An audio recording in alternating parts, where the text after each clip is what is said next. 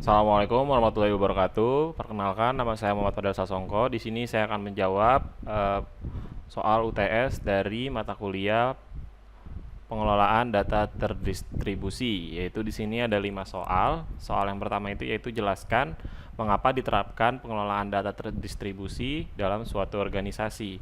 Jawabannya itu adalah tujuan utama dari perancangan itu kan adalah untuk meningkatkan memperluas penggunaan komputer bagi pemakai end user atau pemakai. Dari tadi kan sebagai pekerjaan yang dibantu dengan komputer, misalnya kepala toko, bank teller, ahli sains, manajer, dan para profesional tentunya juga.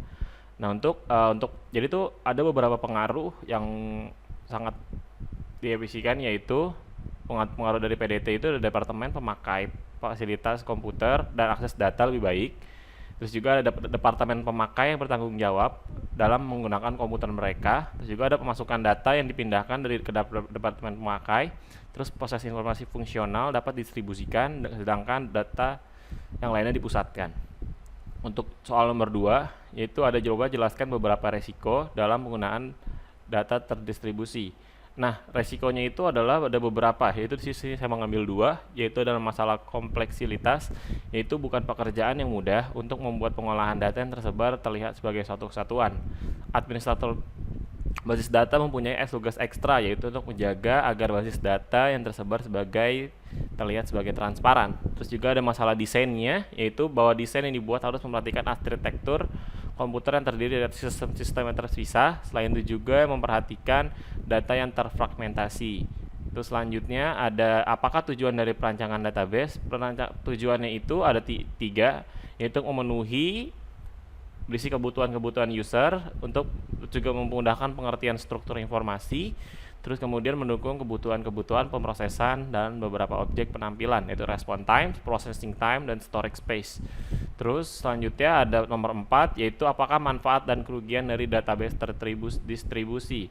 Nah, untuk keuntungannya itu adalah pengawasan distribusi dan pengambilan data. Jika beberapa site yang berbeda dihubungkan, maka pemakai yang berada satu site dapat mengakses data pada site lain. Contohnya itu pada sebuah bank, di mana kita pemakai akan bisa mengakses data dari berbagai macam cabang. Terus selanjutnya ada reliability dan availability. Sistem distribusi dapat terus-menerus berfungsi dalam menghadapi kegagalan site sendiri atau mata rantai komunikasi. Terus kecepatan pemrosesannya itu baik, itu jika site-site gagal dalam sebuah distribusi, site lain dapat melanjutkan operasi jika data direplikasi dalam beberapa site. Untuk kerugiannya sendiri itu harga softwarenya mahal, terus juga kemudian kemungkinan kesalahan lebih besar. Terus juga ada pembiayaan pemrosesan datanya itu lebih tinggi. Nah, untuk nomor 5, soalnya itu ada apa pemahaman dari replika data dan kapan biaya replikasi dan kapan perlu dilakukan replikasi. Untuk replikasi dasar sendiri adalah memberikan akses read only ke tabel data yang berasal dari situs master primer. Aplikasi dapat query data replika data lokal untuk menghindari akses jaringan terlepas dari ketersediaan jaringan. Namun aplikasi ini seluruhnya sistem harus mengakses data pada situs utama ketika pembaruan diperlukan. Replikasi dapat digunakan apabila sebuah organisasi atau perusahaan didukung oleh hardware aplikasi software. Nah, untuk maksudnya apa sih replikasi data ini tuh, yaitu mengopi dan mendistribusikan data dari satu ke lokasi-lokasi lainnya, terus mendistribusikan hasil copy data berdasarkan jadwalnya, terus juga mendistribusikan perubahan data ke server lain. Nah, untuk kapan sih kita melakukan copy data itu? Ketika kita mempunyai data yang sangat penting dan kita ingin membackupnya di suatu tempat gitu loh. Jadi ketika nanti sebuah perusahaan mempunyai data penting, kita dianjurkan untuk mengopi, dikarenakan jika nanti terjadi kesalahan, maka data akan menjadi aman.